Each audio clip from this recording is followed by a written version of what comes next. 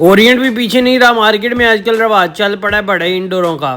तो ओरिएंट ने इन्फिनिटी नाम से ये बड़े इंडोर वाला यूनिट लॉन्च किया है और इसके बिल्कुल ऊपर ऑक्स CX 18 मीन 18,000 CX जो है ये मैट है। तो ये दोनों यूनिट भी R32 गैस के साथ, R32 रेफ्रिजरेंट के साथ मार्केट में आए हैं।